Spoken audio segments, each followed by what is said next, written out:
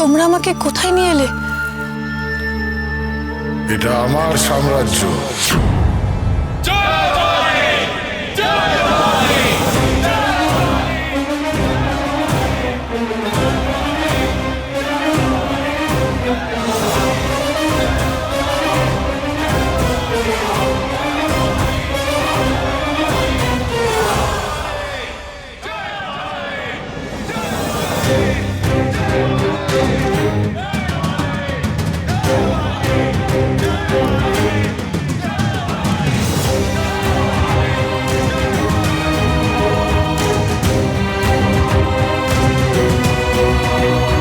এটা কোন জায়গা বাবা ঠাকুর?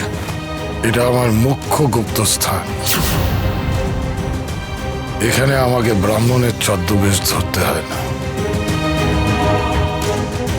এই জায়গায় আসা যাওয়ার পথ বাইরের কেউ জানে না।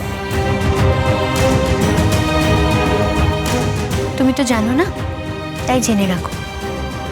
এখানে বসে ঠাকুর আমাদেরকে যাবতীয় পরামর্শ দেন, পরিকল্পনা করেন। গুপ্তস্থান? হ্যাঁ, এই হলো সেই স্থান যার বিষয়ে ইংরেজরা কেন, জমিদাররাও জানে না। আজ থেকে মা তুমি এখানেই থাকবে। এটাই হবে তোমার বাসভূমি। আমাকে এখানে থাকতে হবে? বেশ, আপনি যেমন আদেশ করবেন।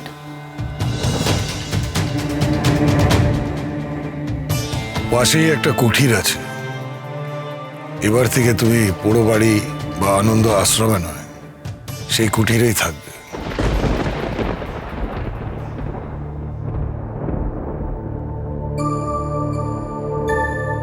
আনন্দ আশ্রমে যারা থাকে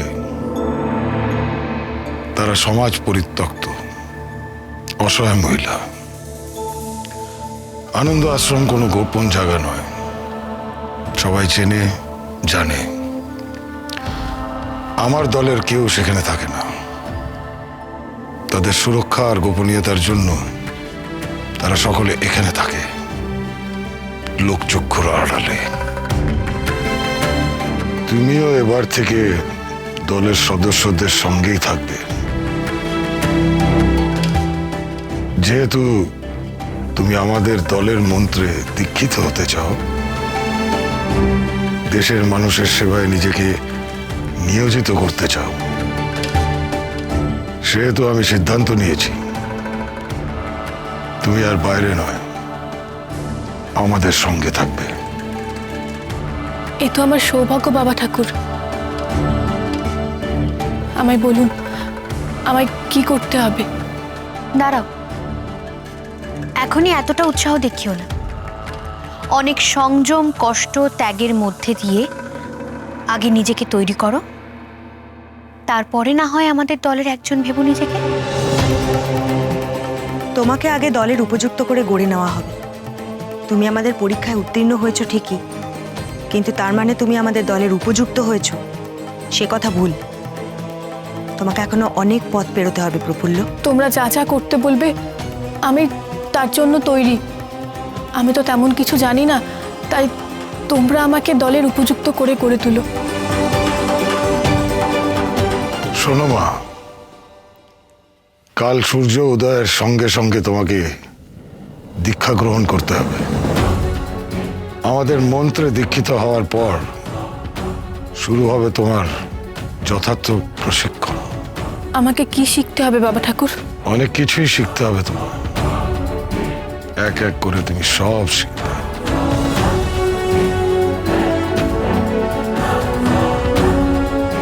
প্রথমে তোমাকে বিদ্যার্জন করতে হবে। জ্ঞান ছাড়া, শিক্ষা ছাড়া কোনো শিক্ষাই সম্পূর্ণ হয় না। ন্যায়, নীতি, বোধ, বিচার ক্ষমতা, মানসিক বিকাশের জন্য স্বাস্থ্য শিক্ষার প্রয়োজন অপরিসীম। তারপরে শিখতে হবে নানা রকমের অস্ত্র চালানো, লাঠি খেলা, তীরন্দাজি, এইসব। কিভাবে ষষ্ঠ ইন্দ্রিয়কে সচল রাখতে হয় তা তোমাকে রপ্ত করতে হবে। তোমাকে শাস্ত্র শিক্ষা দেব আমি নিজে। আর ঠাকুর, ঠাকুর, কি হয়েছে? তোমাকে এত বিচলিত দেখাচ্ছে কেন? ঠাকুর, আমাদের এক্ষুনি রাঙাগ্রামে যেতে হবে, সাংঘাতিক কাণ্ড ঘটেছে। কেন, কি হয়েছে?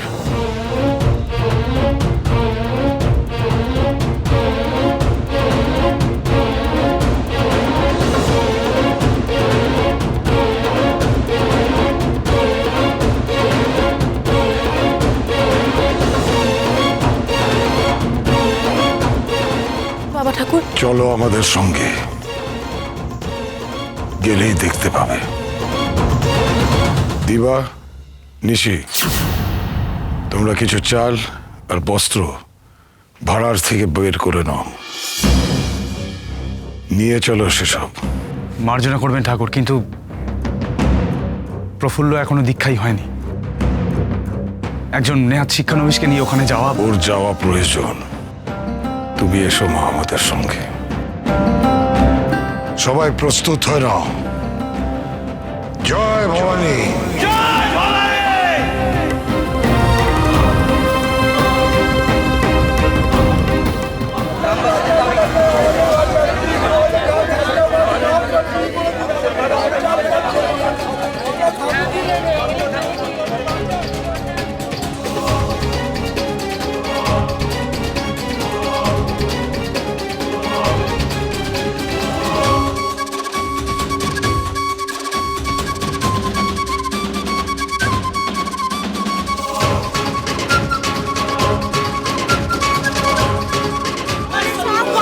ঠাকুর, আমাদের সর্বনাশ হয়ে গেল।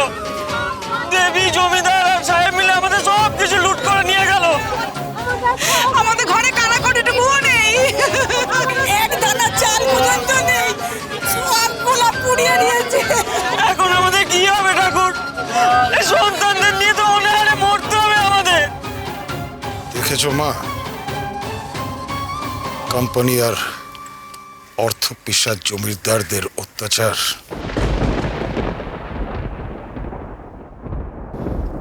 ইংরেজরা আমাদের শুধু লুটতে এসেছে, আর ওদের সাহায্য করছে স্থাবক জমিদাররা। আমি জানি বাবা ঠাকুর, আমি নিজের চোখে দেখেছি এমন নির্মম অত্যাচার। এমন দুর্দশা থেকে কি মানুষের আর রেহাই নেই?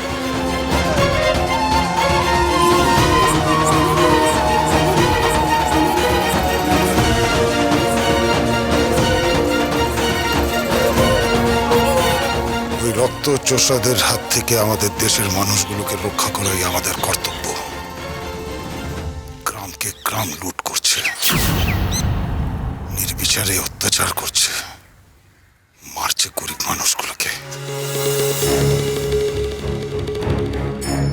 চাষিদের নীল চাষ করতে বাধ্য করছে, রাজি না হলে মারছে, জমি জামা কেড়ে নিচ্ছে। নারীর মানও আজ এদের কারণে ভুলণ্ঠিত। তোমাকে আমি সঙ্গে করে কেন নিয়ে এলাম জানো মা? আমি চাই তুমি নিজের চোখে সবটা দেখো। শুধু আমার কথা শুনে নয়, আমি চাই তুমি নিজের চোখে দেখো এদের দুর্দশা। এরাই আমাদের দেশের মানুষ, এদের রক্ষা করতে হবে।